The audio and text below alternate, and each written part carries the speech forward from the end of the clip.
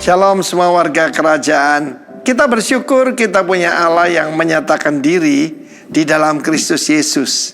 Jadi bagi kita mengasihi Tuhan itu bukan abstrak.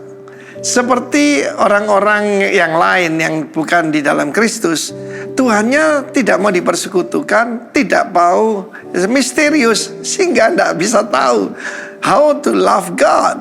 Tapi contoh dalam Yohanes pasal 15 digambarkan suatu hubungan yang sangat erat, di mana Kristus adalah pokok anggur yang sejati, kita adalah ranting-rantingnya, carangnya, dan buah itu ada di carang. Jangan lupa, carang tidak menghasilkan buah, carang cuma memegang buah.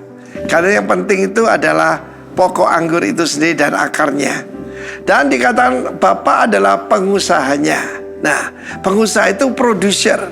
Kita melihat di dalam ayat yang ke-9, seperti Bapa telah mengasihi aku. Ini satu rumus saudara, di mana kenapa Kristus bisa mengasihi murid-muridnya sedemikian rupa.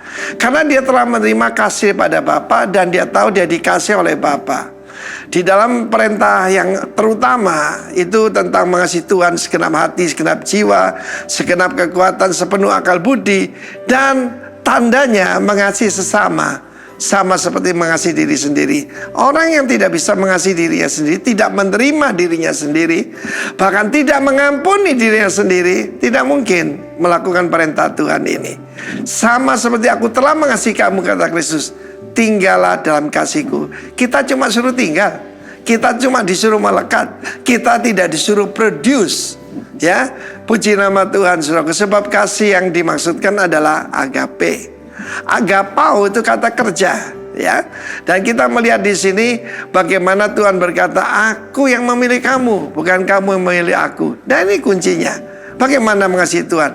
Jikalau kamu menuruti perintahku, kamu akan tinggal dalam kasihku. Jadi menuruti perintah Tuhan seperti aku menuruti perintah Bapakku dan tinggal di dalam kasihnya. Jadi saudara yang kasih Tuhan, tanda orang mengasihi Tuhan itu taat pada perintah Tuhan. Roh apa yang sedang bekerja di dunia ini? Lawlessness. Ada pelajaran paling berbahaya dari beberapa gereja, yaitu antinomian. Ya, anti itu melawan, nomian itu nomos, hukum, ya, ketetapan, ya, peraturan. Suka berontak, saudara, ya. Yang laki mau jadi perempuan, perempuan mau jadi laki, melawan daripada kodratnya Tuhan. Nah, kita lihat bagaimana Mazmur 2 itu bangsa-bangsa memberontak, bangsa-bangsa melawan Tuhan dan mengatakan perintah Tuhan adalah belenggu. No, firman Tuhan itu memerdekakan kita. Bahkan kalau Sang Putra memerdekakan kita, kita benar-benar merdeka. So, how to love God? Mengasihi Tuhan adalah mengikuti perintahnya. Bagaimana membenci Tuhan? Melawan perintahnya. Karena itu ketika bangsa-bangsa berontak, Bapa di sorga tertawa. Dia melihat bagaimana manusia mencoba melawan dia.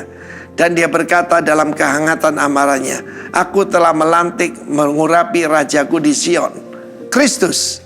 Aku telah melantiknya dan dengarkanlah dia. Sekiranya kalau kita mau mengasihi Tuhan, sederhana sekali. Lakukan perintah Tuhan. That's the sign that you love God. God bless you warga kerajaan. Sebaliknya yang membenci Tuhan melawan perintahnya. Dalam nama Yesus, amin.